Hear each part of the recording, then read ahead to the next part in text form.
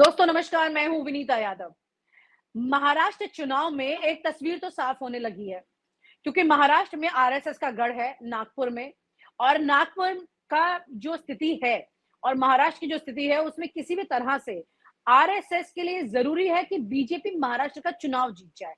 अब इसके लिए जो लाइन उन्होंने अपनाई है, वो मोदी जी की लाइन नहीं है। ये बहुत शॉकिंग है।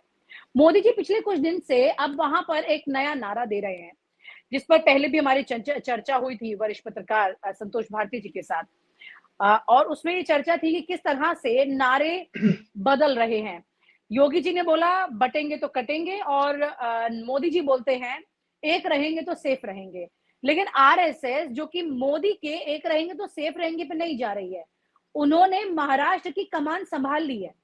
अब वो अपना ग्राउंड पर जाकर के जमीन पर काम कर रही है। और ये काम वो कैसे कर रही है, क्योंकि उन्होंने ये जिम्मेदारी दिलवाई है सबसे पहले तो महाराष्ट्र में नितिन गडकरी को, दूसरा देवेंद्र फडणवीस को, तीसरा जो सबसे बड़ी जिम्मेदारी यूपी से बुला करके योगी आदित्यनाथ को दी गई है। और जिन्होंने कहा कि बटेंगे तो कटेंगे, उसी बटेंगे तो कटेंगे की तर्ज पर अब आरएसएस आगे काम कर रही है। आइए हमारे साथ चर्चा के लिए वरिष्ठ पत्रकार संतोष भारतीय जी साथ में हैं। उन्हीं के साथ इस बात को बढ़ाएंगे और समझेंगे उनके अनुभव से कि क्या वाकई में आरएसएस जो है वो सिचुएशन को इस वक्त क्लियरली योगी आदित्यनाथ के फेवर में लेकर जा रही है। क्योंकि सर, जो चर्चा आपसे पहले भी हुई थी, दोनों ने लाइन दी है, मतलब भले ही एक है, लेकिन शब्द किसके सपोर्ट हो रहे हैं आरएसएस से, यहाँ बड़ी बात ये है। मोदी को चाहती तो है आरएसएस, लेकिन मोदी के साथ उस तरह से नहीं खड़ी हो रही जैसे योगी के साथ हो रही है। क्योंकि हिंदुत्व का बड़ा चेहरा मोदी से बड़ा वो योगी को मानने लगे, ये बात तो खुलकर सामने आ चुकी है। अब उन्हीं की ही लाइन को आगे बढ़ा करके वो चुनाव में महाराष्ट्र में काम कर रहे हैं। ये कहीं सर आहट तो नहीं है महाराष्ट्र चुनाव के बाद बहुत कुछ उलट पुलट होने की सर? आपका अभिवादन, आपके दर्शकों का अभिवादन। विनीता जी, जब आप योगी जी की बात करती हैं तो योगी जी का इतिहास समझ लीजिए, बैकग्राउंड समझ लीजिए।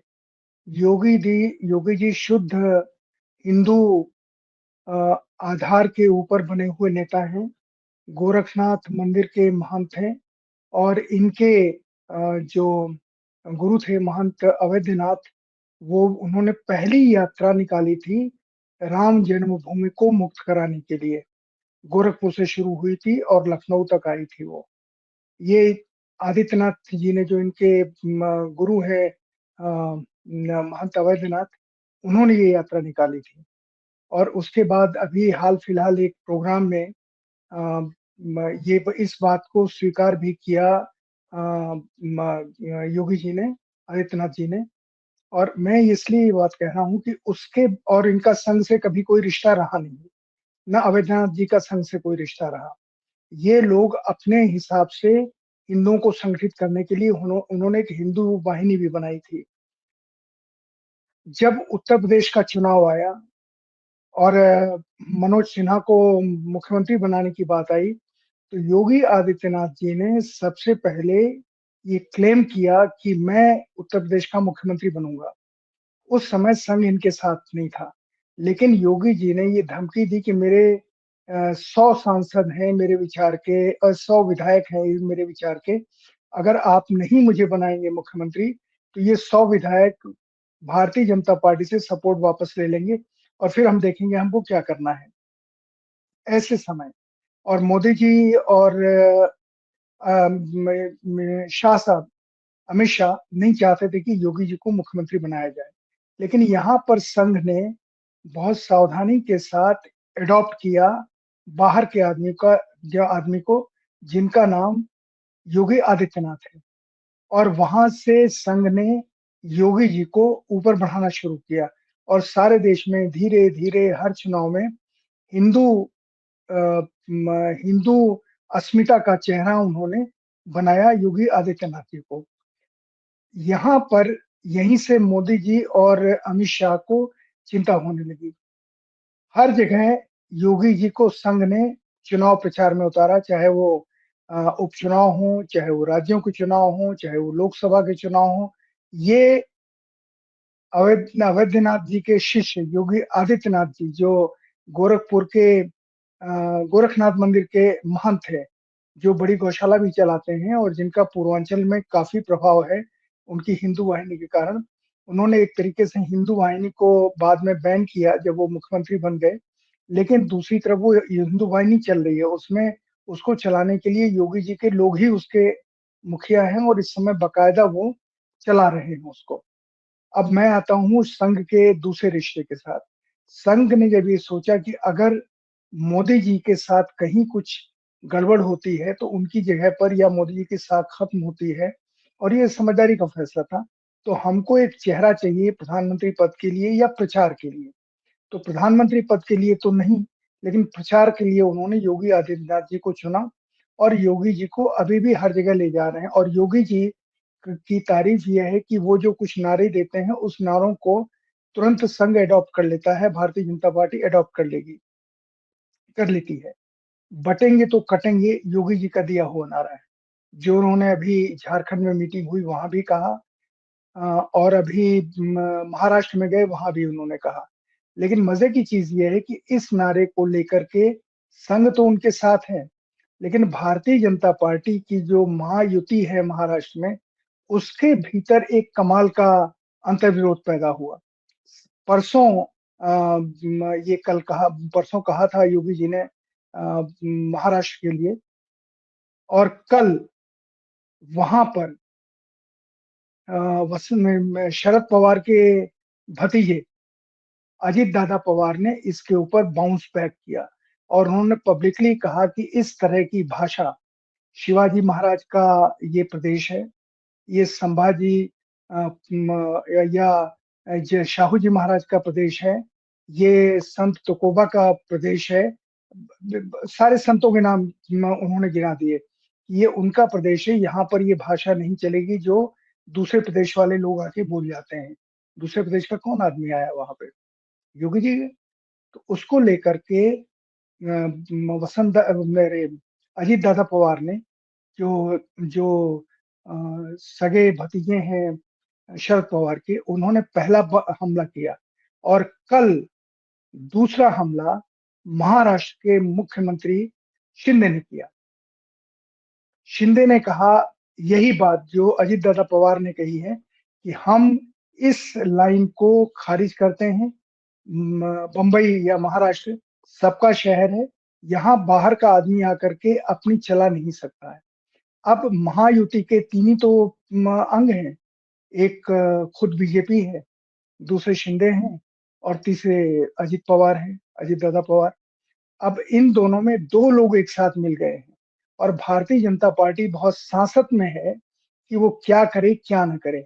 तो उन्होंने देवेंद्र फडणवीस और जो इनको गडकरी जी को सौंपा है, ये मान के कि ये मराठाओं को एकजुट कर लेंगे, लेकिन मराठाओं के नेता तो शरद पवार हैं, ये लोग तो है नहीं न न फडणवीस हैं और न हमारे गडकरी जी हैं।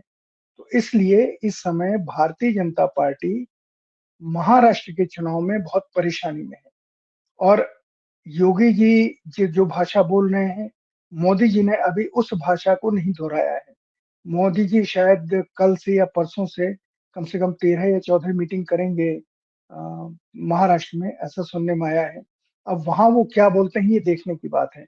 लेकिन उनके दो लोग जिनको बुला करके अमित शाह ने यहाँ हाथ मिलवाया था दिल्ली में, अजीत दादा पवार और एक नाथ शिंदे जो मुख्यमंत्री हैं, इन दोनों लोगों ने योगी जी की भाषा से अपने को अलग कर लिया और खुलेआम कहा है कि बाहरी प्रदेशों के लोग आकर के यहाँ जो बोलते हैं वो महाराष्ट्र में नहीं चलेगा। अब ये इतना बड़ा कॉन्ट्राडिक्शन है और ये इतनी बड़ी मजाक मजाक की स्थिति है भारतीय जनता पार्टी के पास, मोदी जी के पास या अमित शाह के पास कि वो वहाँ क्या करते हैं ये देखने की बात है। क्योंकि एकनाथ शिंदे ने जितना ज्यादा सपोर्ट किया है अजीत दादा पवार का, उससे लग रहा है कि ये दोनों अगर एक साथ मिल गए तो इनके एमएलए कम से कम फिर भारतीय जनता पार्टी का के पास एमएलए नहीं रहेंगे और बहुत सारे लोग जो भारतीय जनता पार्टी के साथ लोग हैं, उनका उद्धव ठाकरे के साथ भी संपर्क है बहुत ज्यादा। वो भारतीय जनता पार्टी से उद्धव ठाकरे के पास जा सकते हैं, एक नाथ शिंदे के पास से उद्धव ठाकरे के पास जा सकते हैं और मुझे लगता है कि इस चीज को एक नाथ शिंदे ने पहचान लिया है।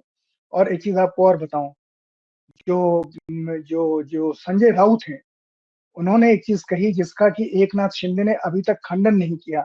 उन्होंने कहा कि एकनाथ शिंदे तो शिवसैनिक ही हैं, संजय राउत ने कहा। वो तो शिवसेना से ही निकल के गए हैं, वक्त आने पर वो हमारे साथ आ जाएंगे।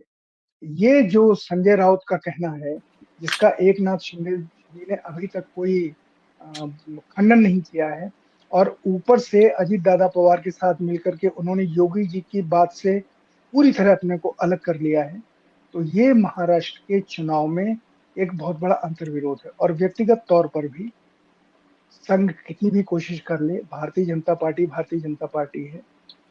संघ लोगों को लोगों को तैयार करने की कोशिश कर सकता है, लेकिन हर जगह संघ के लोगों की भी वही आदत हो गई जो बाकी जगह संघ के लोग हैं। अब वो लोग उस तरीके के स्वयंसेवक नहीं है कि लोगों के घरों में जाएं, खाना खाएं, एक गृहस्थ त्यागी का एक सादा जीवन बिताएं। अब वो संघ के स्वयंसेवक नहीं है। ये बड़ी अजीब चीज है। हर जगह वो सुविधा भोगी हैं। अगर उनको 5 स्टार में रहने की जगह नहीं मिलती, अगर उनको एसी कार नहीं मिलती है, अगर उनको खर्चे के लिए पैसे नहीं मिलते हैं, तो संघ के स्वयंसेवक उस तरह से प्रचार नहीं करते हैं जैसे आज से 15 साल पहले किया करते थे।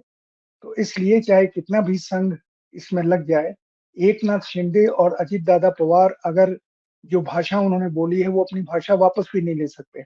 वो नहीं कहेंगे कि बटेंगे तो कटेंगे। इसलिए तुम लोग या वो ये भी नहीं कह रहे हैं कि एक रहोगे तो सेफ रहोगे, जो मोदी जी का कहना। उन्होंने दोनों चीजों से अपने अलग किया है। इन दोनों लोगों ने, इन दोनों लोगों का जी, अलग क्योंकि होना अजीत पवार के तो महाराष्ट्र में, अल्पसंख्यक वोटर भी हैं साथ में। जी। और नहीं है। और सबसे बड़ी चीज है कि लोग अब ये कह रहे हैं कि कहीं कहीं शरद पवार की और अजित पवार की तो बात नहीं हो गई है, जिसकी वजह से। और शरद पवार और अजित पवार अभी पिछले दिनों मिले भी किसी फैमिली फंक्शन में, जिसमें शरद पवार ने साफ कहा कि अजित हमारा भतीजा है, और हमारी राजनीतिक विचारधारा भले ही अलग हो, लेकिन परिवार तो हम एक हैं। तो उस बातचीत, वहां तो कुछ तो बातचीत हुई होगी। अजित दादा का ये कहना कि बटेंगे तो कटेंगे योगी जी का, और उसका खुल के विरोध करना, भारतीय जनता पार्टी के लिए महाराष्ट्र में खतरे का आज की तारीख में तो संकेत है। ये अपने आप में बहुत गजब बात है, क्योंकि शरद पवार ने ये भी कहा था कि मैंने तो बहुत पहले अजित पवार को सब कुछ सौंप दिया था, और सुप्रिया सूले के लिए वो सब नहीं किया जितना उनके लिए किया, और उनको जिन पदों पर मैंने रखा। तो जाहिर सी बात है कि बहुत क्लियरली अजित पवार को ये क्लियर इंडिकेशंस मिल रहे हैं। सर, इसमें एक बड़ा सवाल ये है कि अजित पवार और एकनाथ शिंदे अगर बीजेपी से हट जाते हैं, आज नहीं तो कल, जिनकी दोनों बातों का जिक्र आपने किया है बहुत क्लियरली कि बहुत पॉसिबिलिटीज है, तो ऐसी परिस्थिति में बीजेपी कहाँ खड़ी नजर आती है? बीजेपी विरोधी दल की भूमिका में विधानसभा में बैठेगी। फिर सरकार तो वो नहीं बना सकते हैं अगर ये दोनों लोग हट गए तो। वैसे भी जो जो सर्वे आए हैं, या जो बीजेपी ने अपना इंटरनल सर्वे कराया है, उस सर्वे में अब तक मोदी जी का चुनाव में न जाना या अमित शाह का चुनाव में न जाना अपने आप में संकेत देता है कि वो सर्वे इन लोगों को कहीं परेशान कर रहे हैं। तो हम लोग के यहाँ गांव में एक लफ्ज चलता है कि पाला छूने, मतलब हम आउट ना है, लेकिन उस कबड्डी में उस लाइन को छू लें जिससे हम आउट न मान लिए जाएं, उस छू करके हम वापस आ जाएं, अपने को बचा लें। तो बीजेपी इस समय पाला छूने की कोशिश कर रही है। और आपके इस सवाल के जवाब में एक चीज बता दूं कि वहां जो नेता है भारतीय जनता पार्टी के पास, फडणवीस जी को छोड़ करके कोई दूसरा नेता नहीं है। और गडकरी जी उस तरीके से न मेहनत कर पाएंगे, न गडकरी जी को आप मुख्यमंत्री घोषित कर रहे हैं, तो गडकरी जी के समर्थक भारतीय जनता पार्टी को वोट देंगे या नहीं देंगे पता नहीं। क्योंकि गडकरी जी के बहुत सारे भाषण वो ये नहीं बताते हैं कि वो मोदी जी से खुश हैं। जी। वो बहुत सारी चीजों में अपने काम को लेकर के, अपनी विचारधारा को लेकर के, अपनी बातों को लेकर के उनकी एक अलग लाइन है। और वो अलग लाइन संघ के राय से ही उन्होंने अलग लाइन बनाई है, ऐसा मैं मानता हूँ। मैं एक बार आपके साथ बातचीत में शायद ये जिक्र कर चुका हूँ कि गडकरी जी ऐसे नेता हैं जो संघ के नागपुर केंद्र की छोटी से छोटी जिम्मेदारी का निर्वाह करते हैं, जो भारतीय जनता पार्टी का केंद्रीय कार्यालय नहीं करता है। वो व्यक्तिगत स्तर पर जितनी भी चीजें होती हैं, चाहे किसी का बिल हो, चाहे कपड़े धोने हो, चाहे खाने का सामान पहुंचाना हो, अगर कहीं कोई दिक्कत होती है तो वो गडकरी जी ने अपने जिम्मे ले रखी है। जी तो सर। इसका मैं इसका मतलब ये निकालता हूँ कि गडकरी जी जो करते हैं उसमें संघ की रजामंदी होती है। तो और वो मुख्यमंत्री नहीं बनने जा रहे हैं, तो नहीं बनने बिल्कुल। जा रहे हैं तो भारतीय जनता पार्टी के गडकरी के समर्थक क्यों भारतीय जनता पार्टी को उस त्वरा के साथ, उस आवेग के साथ वोट देंगे जो एक संभावित मुख्यमंत्री के समर्थक देते हैं। फडणवीस जी का खुद का कद इतना कम हो गया है। और आपने ये प्रोग्राम किया कि नहीं किया, महाराष्ट्र में ये माना जाता है कि एक सज्जन जिनका हार्ट फेल हो गया अमेरिका में, वो फडणवीस जी के फाइनेंसर थे। फडणवीस जी का सारा फाइनेंस वो देखते थे। उनकी मृत्यु के बाद ये महाराष्ट्र के राजनीतिक क्षेत्र में बात साफ हो गई है कि इस समय धन के मामले में फडणवीस साहब बिल्कुल शून्य है।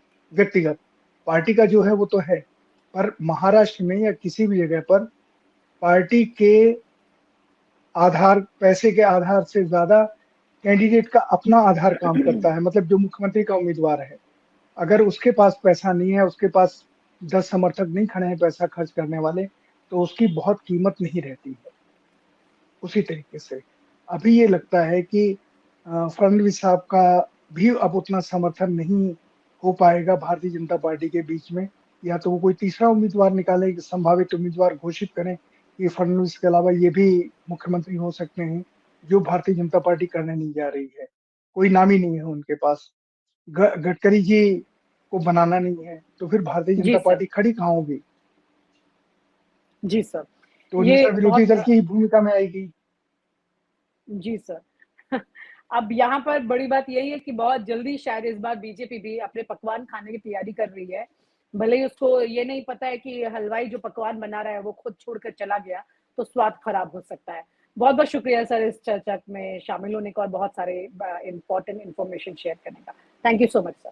और आप हमसे जुड़े रहने के लिए सब्सक्राइब करें YouTube पर, फॉलो करें Twitter पर और लाइक करें Facebook पर। और ज्यादा जानकारी के लिए आपको टाइप करना होगा सिर्फ न्यूज नशा।